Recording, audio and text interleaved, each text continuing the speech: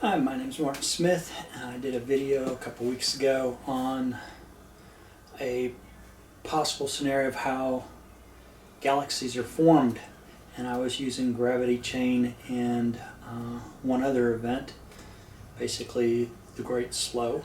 And I was only looking at, looking for how to speed up the outside stars, or the stars on the outside of a galaxy. And I wasn't looking all that much to the inside of the chain, other than the fact that it would slow things down. The YouTube channel Dr. Becky, I cannot pronounce her last name, came up with the idea that in the arms of, not the arms of a galaxy, but those poles coming out from the galaxy, we see them in quasars. They're basically the jets, and there's two of them.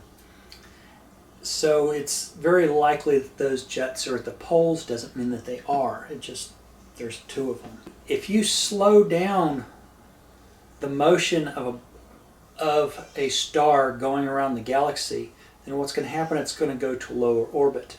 The chain will come down, and as it's pulled down, you'll have a star, a star, a star, planets, more stars. It's blocking the gravitational forces being applied to the black hole. So what it's going to do, it's going to grab those jets and align those jets to hit that area and push back up.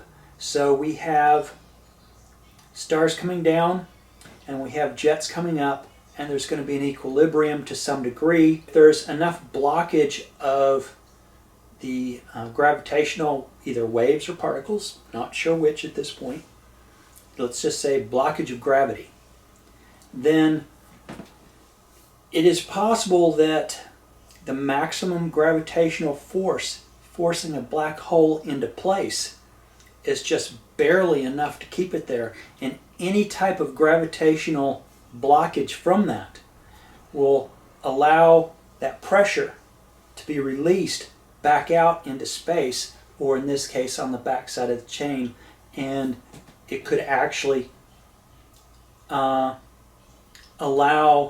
matter to be kicked up, and the matter on the inside of the black hole to be kicked back out through those chains and out. And I'm thinking that there would be an equilibrium there.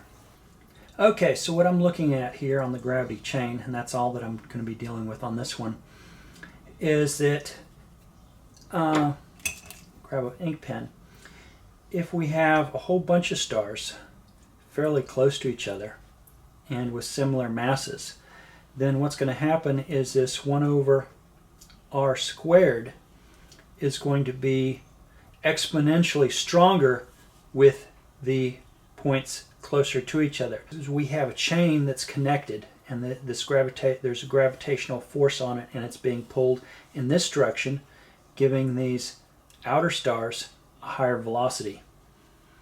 And that's about all I was really looking for to discredit dark matter, because they were saying that there's dark matter in here that is giving it more gravity, giving this a greater speed. But they were not really looking at the speeds on the inside, and they are either normal or slower than normal when this is in effect. And it's not always in effect, because every single galaxy is a little bit different. So this is the basic idea of a gravity chain. But what I was not looking at is what happens when the speed slows down. So when it slows down, it's going to get sucked this direction, and it's going to create a big pocket right here. And there's going to be huge forces of gravity in this direction. This gravity is going to be blocking what's holding the black hole together. So we have a jet here, we have a jet here, and this jet, the force of this jet, is going to have some kind of equilibrium here. So we have forces holding down here. The forces between gravity on the gravity chain are going this way. And like I say, the 1 over r squared is exponential, so you have an exponential gravitational force between this one and this one. and vice versa all the way down to the end. And it is possible for this to block enough gravitational waves that it actually releases mass from the black hole, because if the gravity isn't being held in place, then that gets released. As this gets smaller, I'm really wanting to go with the gravitational siphon or the great slow. As these things rotate, they're going to be rotating around other objects, and that's going to slow them down, and as they slow down, they get closer and closer to the black hole and eventually sucked in. So as there's more objects around the central black hole, they will pull themselves in. As the black hole gets bigger, this shadow has more of an effect and it siphons more matter out. And it is my opinion that there's just some point of equilibrium in there that gives an effect of making the black hole smaller, just sucking it dry. And that's pretty much my video on it.